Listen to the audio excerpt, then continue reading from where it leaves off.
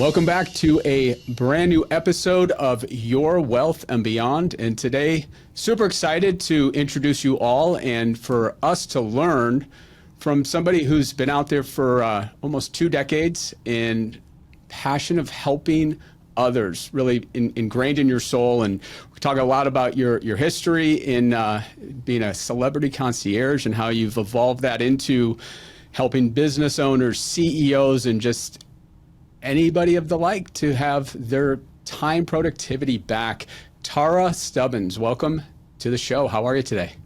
I'm doing great. Thanks so much for having me. I'm actually really excited to have this conversation. I was doing some research before I came on and love your guests, love what you're all about. So yeah, really excited to dive in here. And I'm excited to learn. So, with over 2 decades as a certified lifestyle manager and accountability and time management coach, but, I think when we look back to all of our journeys, but for you to get to where you are today here in 2024, a lot of that started with one of your original passions was to be like a rock star, right? To be a celebrity, and give us a little background on that journey, how it led to from that passion to what you spent some years doing and some of the individuals that you helped along the way.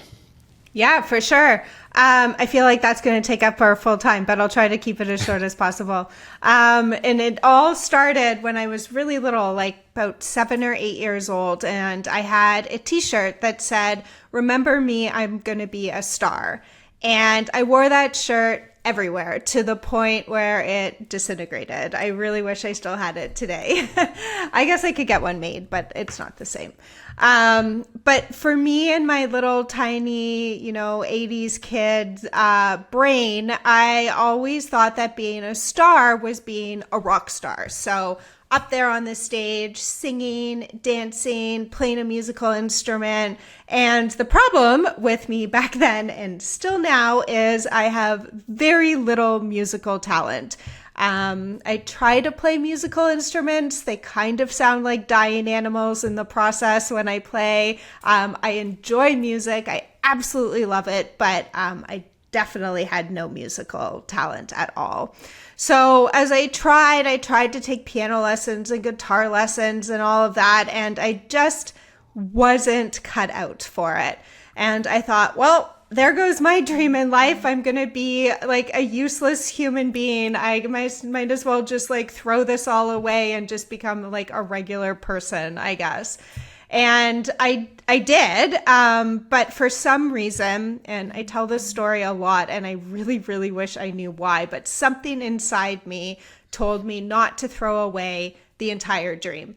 So I held on to 0.001% of it, and I walked around with it every day. There was days that I would forget about it, days I would forget that, I wanted to be this rock star, until like weeks, years, months, decades sometimes would go by where I wouldn't even kind of remember it, until I came to those like pivotal moments in life where you have to make those big decisions of if you're going to go one way or another way. And always then in that time of my life, I would always think, oh yeah, I wanted to be a rock star. Okay, well, still can't dance, still can't sing, still am absolutely horrible with musical instruments, but maybe I should make this decision. And so I kind of pushed myself in a place where I wasn't necessarily a rock star up on stage, but I got to a point where I was supporting some of the biggest names in the rock and roll industry.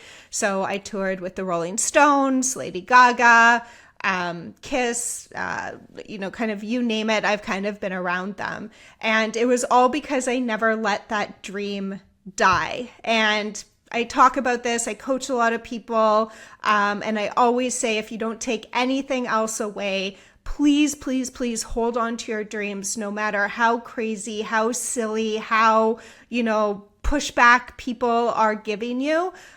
Because I was this like young, kind of middle-class kid from Toronto, Canada, and people were telling me, you're never going to like go out and, support people or, be in the big leagues. Like, why are you even thinking that? And I did, and I kind of proved them wrong by being able to hold my dream close and be able to make those like pivotal decisions in life. Okay, so that's awesome. So you weren't the triple threat. We knew that right away, right? The singing, dancing, but you've had this when you get into the industry. Like, what was your first entree in to working with these musicians? Was it one in particular, and was it just a random? Even though you had this passion, was it just a random luck that got you to go on the road? Yeah. So again, making those pivotal decisions, I always say I dropped out of school and joined the circus, but circus, rock and roll, kind of the same thing. So against my parents' better judgment, I did drop out of school and run off onto a tour bus with this kind of crazy unknown band going across Canada.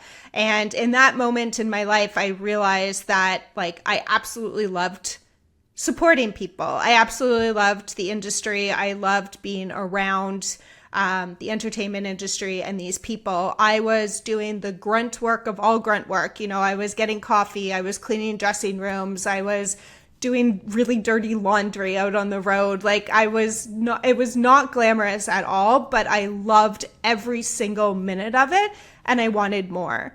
And then there was this moment, and it was kind of luck, but also because I had put myself in the place of going out with this kind of unknown band, that another person came to me, and his wife was about to go into very premature labor, and he couldn't go out on the road with Kenny Rogers. And so he said, Tarra, can you drop what you're doing and jump on a tour bus right now and, go figure it out? And I was like, yep, sure, might as well. So I did. I had my parents send me my clothes in the next city. I didn't know. He was a lighting person. I had no idea what I was doing, but I said yes. I took a chance, and I wasn't actually doing lighting. They switched me around, so I was actually supporting Kenny in the back end, but getting coffee and all of that. But again, I absolutely loved what I was doing, and I never once complained that this was dirty work or hard work or not important work. I always kind of knew that it was what I always wanted to do. Yeah, and that's a great life lesson, not feeling that the work is beneath you. And I assume then, even though you weren't out there performing, just the energy you felt, seeing Kenny Rogers, the gambler, seeing him out there and the fans and the support. And for you, it's almost like you hit that passion without having to put all the pressure on you. And that had to have been pretty special to start seeing that. And then obviously, as you worked with, I can't believe Mick Jagger's, there's 81 now. And he looks amazing. He was, it's just incredible that who would have thought 20 years ago when you were helping them out, that he'd still be out there. I thought the tour I did, the Bigger Bang tour, was the last one I did in 2004. I think it was 2005. And I always thought that was their end, they were going to hang it up after that. And here they are, many tours later. I can't believe it. So, yep. Yeah. And I'm actually going to see Dead and Company at the Sphere. So, Bob Weir and the Dead just keep trucking along and keeping the community together, which is great. And it's hard for them to give it up. And I think it keeps them healthy. But I digress in that realm. But, to have the success you had there, you had to have you to show up, have that wherewithal, that the work you were doing was, even if it was just grabbing coffee, it's I'm going to get the hottest coffee and make sure that it's exactly the way that they want them. But, that accountability is something that, in musicians or celebrities, I assume that, they all have their intricacies. You have to learn how to read that and kind of morph in. But what do you think in that realm helped you excel so that you had the trust to work, as these other bands, big bands and Lady Gaga, et cetera, they all, took you in. What did you show there, and what can we have the listeners and the viewers understand in that realm to build that trust and that credibility so that you could keep evolving in the industry? Yeah, so two things there. One, integrity has always been a huge part of who I am. It's in my DNA. It's been something that my grandmother, who was very special to me, always taught me. And so I always wanted to do the best I could do for someone and like give everything my all. It was just kind of in my, as I said, my DNA. I've always said I believe I've been put on this planet to help others succeed. And I actually love it. It's what gets me up in the morning is knowing that I'm able to help somebody achieve their dreams. And I think being able to like even just get somebody a coffee, it's like, okay, they need the caffeine, let me go do this and let me go do it the best that I can. Back then I was very young. I was, 17 years old, and I don't think I had the intelligence yet to really even think that if I do this well, it's going to get me up to the next level. I was very much living kind of day to day and just like, let me do this task well so I can just help somebody and make somebody happy. That's kind of what I was living for. But, obviously people need to understand that if you do the little tasks well, you can, move up into whatever career that you want to and kind of prove yourself. So that's really important.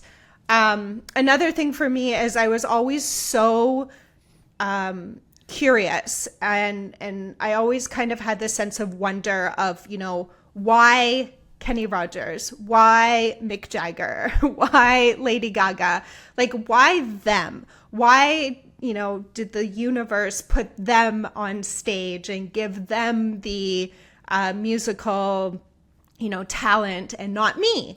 Why did these people create success and how are they maintaining it?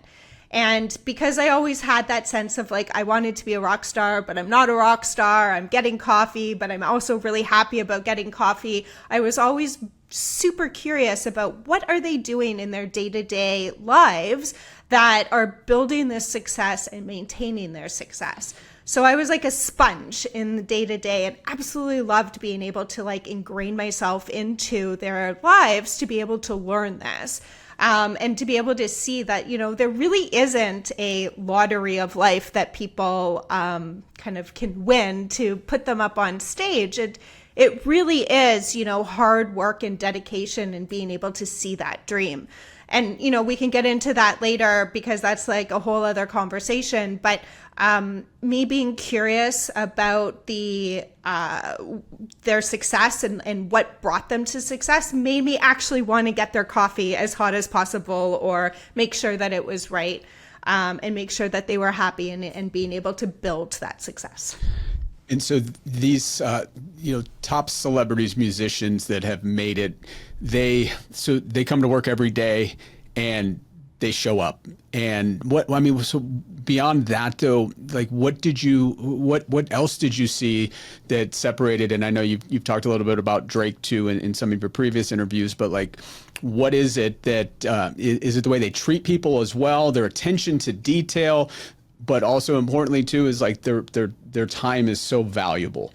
So did you notice at that point that they were mapping out their day and using every minute, every hour to the fullest in most cases? Because I know there's some musicians that definitely didn't do that, and a lot of them fell off the map. What do you think? What did you see?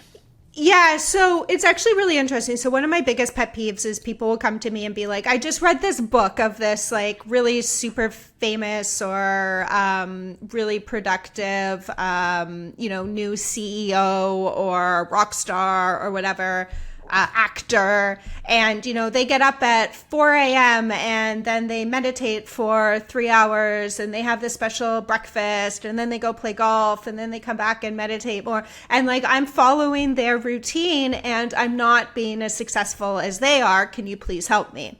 And I think that it's a common situation in kind of life these days is we see what other people are doing and we're like, oh, if we copy their routines, we might as well, we will of course become as successful as they are because they're doing it. Of course we can too. And I absolutely despise that because, everyone is living their own lives. Everyone is living their own dreams. Everyone is living kind of their own passions. Everyone has their own things going on. So what's working for them at this point in their life, of course, will not work for you. So, rock stars, they are all different. Some of them are horrible individuals that are super successful, that I've said that I will never work with again. Some are the most, kind, genuine, loving individuals that I would do anything for at all times of the day and night. Actually, I would do that for anyone, but, they all have their different personalities and they're all successful. They all have their different morning routines. Keith Richards gets up at 1 p.m. and drinks a bottle of Jack Daniels, and he is super successful. Mick Jagger wakes up at like 5 a.m. and runs on a treadmill for, 2.5 hours and has this meditation routine and all of this. And they're both super successful. So kind of trying to say like these people do these things makes them successful. It's really hard to try and follow. However, while I was out on the road and while I was supporting and still supporting, Drake and some of these really, really successful people, is that I've noticed that they are the most focused and determined individuals I have ever met in my entire life. So yeah, they may, wake up and smoke a cigar for their morning routine, or wake up and, have a healthy smoothie or whatever it is, but they are completely focused on what they need to do in the day, and they are not going to let anything stand in their way. And a lot of people will tell me, Tarra, of course they can be focused on what they want to do in a day because, they're millionaires, they're billionaires, they can have other people like me delegated out to do these things, which is true. However, we can too, as, regular human beings as well, make sure that we're focused on that end goal and prioritizing at least one thing that moves the needle towards that end goal on a day-to-day basis. I think a lot of people get really bogged down in to-do lists and tasks rather than what is actually moving the needle on my big goal, my big dream, my big vision. And that's what I see with all these rock stars and celebrities, is that they know exactly where they want to be and nothing is going to stop them from getting there. I also think a lot of us get confused and distracted by like, what's the next hack that can get me to this level?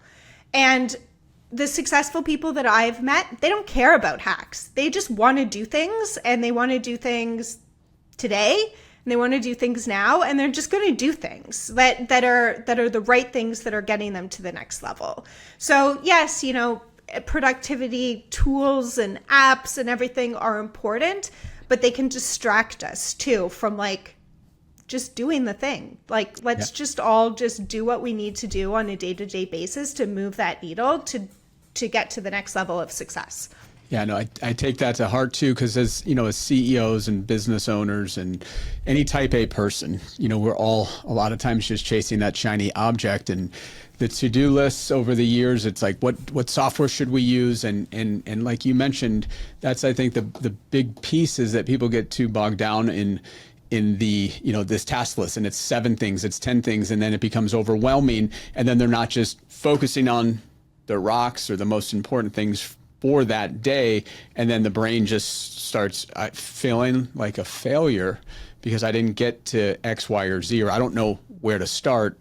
So that's one thing I think a lot of the listeners here as CEOs and business owners face, because I do. And then it's also the mindset of being able to, how do we delegate more? And even though maybe they're not going to do it 100% the way you would do it, and even if it's just 80%, is that okay? And that's the challenge of trying to maybe retrain our mind, and that's okay. So that's from your experience, because I know that you've built your own company, Take It Easy, Personal Concierge, and just helping on this productivity. And what are some of the things somebody who is doing those things, writing the task list and not delegating and not being conscientious of how valuable their time is, or attention span of 5 minutes, or going on to Instagram, and how do we declutter and get things out of our mind? I know it's not a one size fits all, but what are some of the things that you use as a foundation to start teaching people to take back their time? Yeah, absolutely. I want to say first that, a lot of us will strive for perfection. So we'll strive for us to be focused on our, tasks or bigger projects every minute of like every working day. Like if we set out, we want to work between, say we're working from home from 9 to 5. And then, we get distracted around 3. We go, oh, well, that was a bad day because I didn't stay focused. Like it's okay to give ourselves grace to be able to, not be focused. No one's focused all day, every day. It takes a very special person to do that. I used to beat myself up about it all the time because I would say, I felt like a fraud because I would be on these podcasts and doing keynotes and talking about all these ways to 100% stay focused, and I'd be staring at my computer screen going, oh, I don't want to do this next task, and scrolling on Instagram. So it's totally fine. It happens to everyone. First things first is I want to say that we should all get rid of our to-do lists. I feel like to-do lists just beat us up as human beings. They, we write our to-do list, we go out into the world, all this crap happens to us. We get one thing done, maybe. We come home and we're like, well, that day sucked. We didn't get our to-do list done. But we still feel motivated and we move it over to tomorrow. And now our list is even longer and we go out into the world and the same thing happens. And it just beats us down, in my opinion. So I love a good list. I love a good brain dump of, all the things that I have to do and bigger priorities and dreams and goals, and absolutely love a good list. I'll still write a piece of paper shopping list when I go out. Like, love a good list, but to-do lists, I don't like. I think, again, that they just don't give us any leeway of actually being able to come home and feel successful that we've completed something. Or if you're working from home, end your day feeling like you've completed something. So I love being able to take all of my tasks and figuring out, again, as I said, which ones of these tasks are actually going to move the needle on my big goal of for the quarter, for the week, for the year, whatever you're thinking about. And all the other tasks that don't, some of them are still important, like I have to renew my passport. I have to make a dentist appointment. I have to, get my kids new running shoes for their soccer game, whatever it is. 100%, yes, they are important. Are they moving the needle on that big goal? Probably not. So let's put those in one category. Let's put all of the things like I need to send 100 cold emails today to be able to hit my target of getting 2 new leads on my calendar this quarter. Okay, great. And again, I'm just making up numbers here, so please don't think that you can send 100 cold emails and get 2 cold. But, whatever it is that works for your business, those are what you really, really want to 100% focus on throughout the day. And for me, I like to keep it as simple as possible. So I will write those tasks that move the needle directly into my calendar and block time to do them. So I know that at 9:00 in the morning, I am sending those 100 cold emails, and I'm not going to book a meeting over it because it's already blocked in my calendar as, kind of a meeting time. And I know that it's something that I can do throughout the day. Now, I work with celebrities, I work with high profile people, so I can set up my day as much as I want. And at 5:00 in the morning, my day is completely already off the rails and, other priorities and things. But I know what priorities are the biggest for me and my goals. And so if I don't do them at 9 p.m. because somebody is having problems with their, champagne wall, like the other night, then I know that I can move that to another time during the day, but I can still kind of see blocks of time in my calendar where I can kind of move things around. So 1, no to-do lists. 2, blocking your time as much as possible is also really important. I work with a lot of people who have like ADD, ADHD. Right, we all do, right? All these top performers, that's probably a requisite for success. Right? And they get extremely overwhelmed with time blocking because they don't see any free time in the calendar. It's just, even though you're blocking, say, free time or lunch or me time or creative time, it still looks like you're scheduled from, 5 o'clock in the morning when it says brush teeth or shower or whatever it is to, 10 p.m. at night when it says go to bed.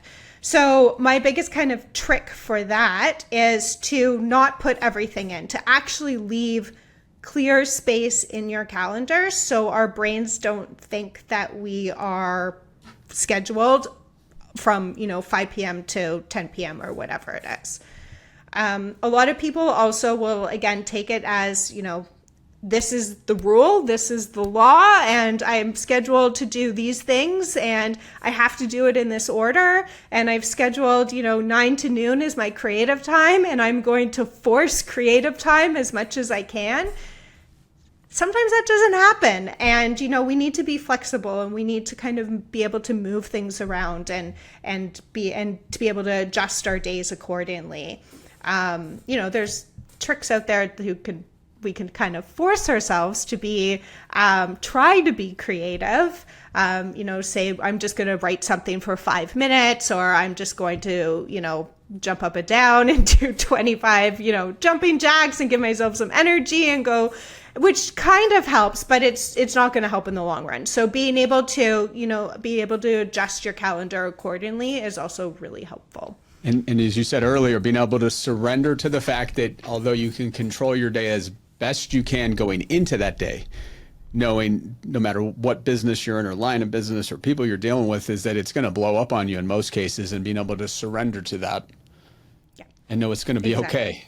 One of the it's going to be okay. It's going to be okay. That's it. And I was just listening to it, and I think it was an older one, even though Jerry Seinfeld was on Tim Ferriss' show, and I think they just replayed it. But he had a good commentary. His daughter's a writer, and he was going through what his day-to-day is, Ferriss loves to go through, what are you doing daily to write? And so he made a great point, and right on to your point, which is like, okay, writing's hard. This is what he's telling his daughter. You're gonna write for that hour. Okay, whatever you put out there, whether it's 3 things or a whole page worth, at the end of that hour, you're done. And you're gonna then provide yourself a reward for doing that. And I thought that was really just, and that's what he does too. He's like, here's my schedule. And I'm writing, and whether it comes out or not, I've done it, and then I reward myself, no matter how good or bad his joke writing was. Rewarding the mind for doing that creates that habitual. I thought that was really good, just connotation for him of how he does things. Yeah, he also loves the don't break the chain. So he'll put an X on his calendar every day that he writes. I think when he first started, he wanted to write a joke a day. And so he would write one, he'd put an X on his calendar, and it got so long that he didn't want to break the chain. It was, 50 days, 100 days, 300 days long, which is also a really good technique for just doing one thing, again, that moves the needle for you and your goals. I'm a big believer in taking a few minutes at the end of the day to reflect on like what I did, and was I able to was today a good day? And I think a lot of people, especially business owners, get distracted with the fact that a lot of days are really, really hard, especially as you get into bigger businesses. You get lawsuits and cranky clients, and there's just stuff that happens that is incredibly hard that we have to deal with. And then we think, well, that was a horrible day. But was it? Or was it just one horrible moment that happened and you're dealing with it and you have a plan and you can move on? One of my biggest regrets of being out on the road was, it was, before social media and cell phones, really. Well, there were cell phones, but not like today. So I don't have a lot of pictures, and I didn't take a lot of time to just take a moment to be like, oh, this is cool. Like I'm in these private jets or at these exclusive parties or, in the Playboy mansion or whatever it was. Like, I didn't take a moment to kind of reflect on that. And I was always thinking, like, what's the next step? And I would go to bed exhausted and kind of wake up exhausted and just be like thinking and moving a mile a minute. And when I started my business, I wanted to be able to not do that and to really, really be intentional about what I was doing on a day-to-day basis and enjoying every single moment of it, whether it's hard or not. So I always kind of reflect and see, like, was today actually a good day? So was I able to work as hard as I possibly can on what I truly love, which is helping other people? Okay, yeah, I was able to do that. Did I get to move the needle on one little thing of my goal? Yep, I got to do that.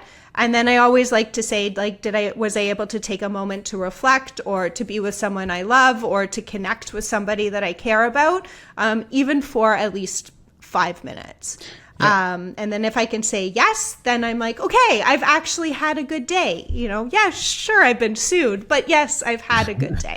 I think that's really important too, because so many times even though throughout the day we might have had a lot of wins, if that one negative, interaction with the client or something happened with the staff, and that's all we're fixating on is this bad thing that happened, and not understanding that throughout that day, that whether you work 5 hours or 10 hours, there's probably a lot of good things that you did for yourself, for the business, for your clients. And I definitely think the reflection at the end of the day and looking at that and the gratitude too of who helped you have that success can be a really good critical piece to ensure that you stay on track and don't let some of these negative emotions get into your head. So that's really good advice there. When we think about I just want to ask on the celebrity side, like and then we'll just pivot back, but I don't want to forget to ask, but like, what's one of them, like, you don't have to name who it was, but like, what's one of the craziest things that you had, like what the craziest ask, or like, and what did that look like, and how do you accomplish it? So yeah, people ask me this all the time, and I'm like, oh, I feel like every single day was a crazy ask, and I just kind of put it all out of my head. But two stories I love to tell is, Mick Jagger absolutely insisted that his hotel rooms were painted a very specific shade of beige every city we went to. So we would have to make sure that we got into the hotel room a couple of days early. We would paint it. And then obviously we would have to paint it back for the hotels as well. And I remember there was this one time we were in what was then Mumbai. I don't think it is anymore. And we were at like this incredibly expensive hotel. It was a really, really old hotel too. And on the walls, we were staying in the presidential suite, and on the walls was gold leaf wallpaper, like ancient gold leaf wallpaper, thousands of years old probably. And what did we have to do? We had to take that sucker down and paint the walls beige and then put it back up. So we had to take it down so carefully and then put it back up. So that was pretty wild. And people always ask me why. Why did Jagger want his rooms painted a very specific shade of beige? And again, I don't know why. I never asked. I learned very early on in my career that you never ask rock stars why. They do some crazy stuff and you just don't want to be involved with it. You just want to kind of go, yeah, okay. But I have a good assumption, and I think it was like rock stars and really successful people are creatures of habit. And I think that the stronger you are in creating your habits, the more successful you are. So I'm not telling people to go and paint their hotel rooms beige or their walls beige, but it's about creating habits that work for you and the energy around you and what you are doing. So, we were on the road for 300 days a year, so it was really hard to walk into new places, and it was something that he could control and something that could kind of feel like home to him. And I assume you so had you to could tell then go in. the hotels you had to, like in Mumbai, you had to let them know you were doing that, or do you guys do it, was it covertly and then you just put it back? No, we had to let them know. Okay. A lot of them, we would stay at the same hotels, Yeah, so so they knew the drill. they would know we were Yeah, coming. I think Yeah. That makes sense. The calming for him, and that just it's the same thing each time. That's really interesting to see. And we all have our nuances, and most of us can't do something like that. But it's just like you get it done, and you don't ask the questions. Yeah, and I have to say that one of the biggest learnings I have learned being surrounded by celebrities and successful people is that successful people build habits. So again, if you don't take anything else away, hold on to your goals and build the right habits on a day-to-day basis, so you don't even have to think about it. Like writing, like Jerry Seinfeld was saying, on a day-to-day basis is a habit of his, just like brushing his teeth or having a shower. You don't, when life is hard and when you don't feel like it, you do it anyway. And those are the habits that you want to build to create success. Yeah. And that's whether it's a habit of, I'm going to work out daily because I know I'm going to feel better afterwards. That's a habit. For me, sauna, cold plunge, although I know that's part of the whole now morning routine of I'm going to journal in this. I don't do any, but like that stuff does put my mind at ease, or getting my head out of my own day to day. So those are the little things that each of us are different on, and it's like the one book which I think is good for this: the little wins is the Atomic Habits of just doing a couple of things, but not putting yourself. Same thing with the to-do list. So those are all very awesome points that too many times we just overlook because it seems like it's too easy. Yes, exactly. For sure. And yeah, habits are something that I think a lot of people, as you kind of touched on, will think of as like a routine. So not necessarily, they're different. But a habit is something that like you look at like athletes and, professional athletes, and they will go out and do their workout, or they will run in, whatever weather that it is. And it's just something that they do. They don't even think about it. And that's kind of what you want to build for whatever business you're building. You want to create those habits. And I do love that the blocking the calendar, which I know many of us don't do the right way, and having those little gaps where you don't have anything. Because I've done that where it's like every hour is blocked, and then I just get overwhelmed and I just want to throw it all out. Yeah, it's true. And also it gives time for flexibility, and it gives time, like if you're in a creative moment and you've blocked 9 to 12 and you're like, oh, well, it's 12. I need to go on to this next, like accounting now. Sometimes you just don't want to stop. You're in a rhythm, you're in a routine.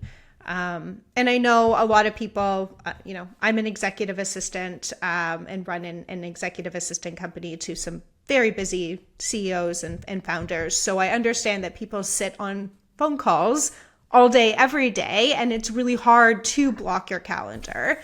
But again, it's going back to the priorities. So, what meetings do you absolutely have to be in? What can you delegate, which we started talking about? What, where can we block certain meetings in with other meetings so you're not context switching on a, 15-minute intervals every single time? Things like that. So you're not trying to multitask throughout the day. What is your opinion on, because a lot of the business owners that I know that are friends or that I work with, they're starting to use VAs, virtual assistants. You had mentioned, on the executive assistant side. So are you a proponent of the VAs if taught correctly of what they need to do, or do you like somebody to be in the office with them that they can have the more constant contact and being able to collaborate on a day-to-day basis? Yeah, so, I am a little biased since my company is a virtual fractional executive assistant company. So, so I'll, give my opinion on this one. But I think virtual assistants are wonderful for task-based tasks, tactical tasks, and time-bound tasks. And I think they're also really great for people who have delegated before. and kind of understand the process. Because most virtual assistants, I'm not saying everyone, they're really great at kind of sitting back and waiting for a task to be given to them. And then they do the task and then they give it to you and then they wait for another task to be done. So, which is absolutely amazing. There are thousands of tasks on a day-to-day basis that we all can delegate to virtual assistants. Executive assistants don't necessarily have to be in the office, but they are more strategic and they are more proactive thinkers. So they are wonderful for people who haven't had any help before. They can kind of lead you in the direction of, let me take this task off your plate, or I see this problem in your day-to-day calendars, or you being a roadblock here. Let me move that off of you, or let's create this system where this doesn't happen.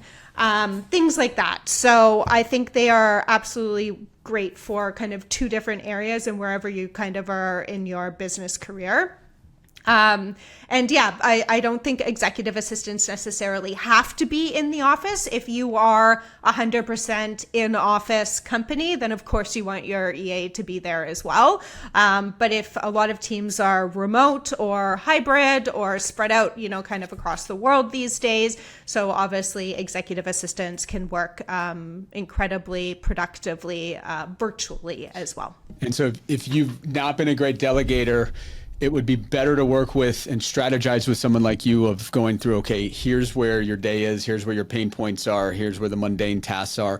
So being able to strategize from a high level and then working with somebody like you who then connects you with the right executive assistant, but actually has a game plan of what needs to happen next. Because that's where I could see the problem being is like, well, I've really never delegated in the past. I'm going to go get this executive assistant. It's great, but I don't know what to do.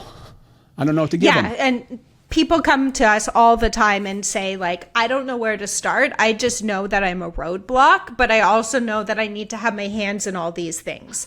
So we help them and we'll say, okay, maybe you don't need your hands in all these things. Maybe this person on your team can help with this and this person on your team, and maybe we can take on this, and we can kind of help work through the process. And then put systems in place where you have made the right hire when your ROI is, what brings you the biggest ROI is what you are focusing on a day-to-day basis. So aggregating a spreadsheet or going through emails or setting up, going back and forth with Calendly links and, things that aren't working necessarily, or finding team members. Have they done that? That's not really the biggest ROI for CEOs and business owners and founders. What it is usually bringing in the revenue, sitting on sales calls, being out there in public, being the face of the business. So a really good executive assistant can help make sure that your time is spent on what we've been talking about this whole podcast and what is moving the needle to the next goal on a day-to-day basis. So what's for you, what's your next 3 to 5 years? What does it look like? What do you want? So my big goal for Take It Easy is, obviously I am a huge believer in helping as many people as possible achieve their goals. So I want to be able to help 1 million people say that I've achieved my goals, and thank you very much. That's my big goal. And for Take It Easy, I want to be able to have enough profit that we can actually invest in some really cool companies, not necessarily monetarily, but also plopping the right staff members in place to, again, help them get organized and build really cool businesses that are sustainable. And then, that can build and grow. So to help 1 million people, what is that? Is that a 5-year time horizon? Is it like, have you given yourself a goal of that? Yeah. So I started that goal in 2021 and I gave myself 5 years. And I believe through the keynotes and podcasts and things that I've done and heard people come back, and obviously through my coaching and a couple of businesses, up to about 550 right now, 550,000 right now. So almost half, or more than halfway there. I love it. So they're not actually all the million of clients. Obviously that would be tremendous. It's just the reach who are getting out in front of. Still incredible, incredible stuff. I was just thinking back to your earlier point. So, I know you said you had regret of not taking pictures and things like that. But I also think about how simple times were back then where you could be, and we were all present to enjoy that time. And the phones weren't out. It's like, I'd go to these concerts and yeah, maybe I try to grab like maybe 10 seconds and that's it. But it's like, just put your phone away. Let's enjoy the moment with the people you're with and what the music's doing to you.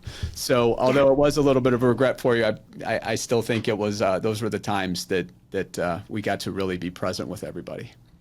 It's true. I think my biggest regret, though, is not necessarily having a moment to take a picture, which was definitely a regret, but like not actually being present. So I was always thinking of the next thing. I was always thinking about, that was my job. But, you know, I was always thinking like, what's next? What do I have to do? Have I done that? Like, is the security guard waiting? Like things like that. I never got to actually go, oh, this is a cool moment. Which is why you were so good at what you did. You were playing chess. You had to, because otherwise you knew there'd be a shit show later on. So that was part of your job. Well, this has been great. I think you're probably the first out of this is episode 91, but the first one with a guitar on the back wall, just like ours. So that means a lot. And you just moved to, for the audience we were talking earlier, you just moved to Nashville. So that is very apropos for the background there. I did. Yeah. My kind of background that I had in my downtown Toronto loft was my husband plays guitar, not me. And he loves guitars and he's out in the rock and roll industry. And I think we had 28 guitars behind me in my Toronto kind of background. And yeah, I just moved and I went, oh no, I need to put something up. So the guitar came out and it went up. So yeah. Love it. Looks great. Well, thanks for sharing. I know we probably could spend another hour going through things, but you know, some of the key takeaways, Tarra, that you provided is just on the more of the minutia stuff that we could take from today. Get rid of those task lists. There's no perfect software out there. Focus each day on the couple of things that you can do that helps move the needle. Block the calendar, but do it in a manner that it's not overwhelming. And at the end of each day, think about all the good things that you did, that you brought, that your team did, that your clients did. Try to find those little wins and, focus each morning on what makes you happy and kind of get your day started in the right way. And like you said, it's not the same for everybody. So, listeners, don't follow the next hot thing. Find out what's good for you and make it happen. Any last thoughts? You summed it up really well, but yeah, make sure that you always know what your goal is and hold that close as well. Never let it go. I have a quote that I love. It's by, an unknown person that says, if anybody tells you that your dreams are silly, remember there's somebody walking around, a millionaire, that invented the pool noodle. And it's so true. So true. That's the way we're going to leave it, ladies and gentlemen. Tarra, it's been great. All the show notes will be in the episode page, and obviously there'll be a way to get a hold of Tarra if you have questions, you want to learn more about on the fractional side, or just learn more about your story. And I'm sure you're going to be out there. Now we're going to be at 550,000 and at least one. No, we'll get you to that million. We'll help you try to get there as fast as we can by putting stuff out there. But I think you're doing tremendous work. Keep doing what you're doing, because you've got a passion for it, and you're helping the people, which is great, and your stories are wonderful. So I appreciate you being on the show. It's been a real pleasure. Thanks so much for having me. I can't wait to come back. All right, and stay tuned for later this month for a brand new episode of Your Wealth and Beyond. Happy planning, everybody. We'll talk to you real soon.